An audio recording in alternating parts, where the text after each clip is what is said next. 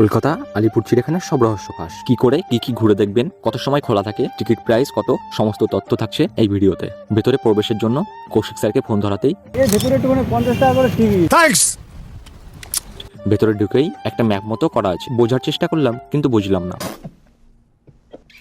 প্রথমেই দেখলাম কিছু পাখি, আরে এগুলো তো নন্টের বাড়ির পাশেই দেখা যায়। कुछ ज्यादा नहीं हो गया? এসব কিছু ইগনোর করে সামনের দিকে এগোতে থাকলাম। চলুন আপনাদেরকে এই চিড়িয়াখানার হিস্ট্রি সম্পর্কে একটু বলে দিই। 1875 সালের 24শে September sir Richard Temple lieutenant governor থাকাকালীন আলিপুর চিড়িয়াখানার ভিত্তি স্থাপন করেন। 1876 সালে 1 মে জনসাধারণের জন্য আনুষ্ঠানিকভাবে খুলে দেওয়া হয়।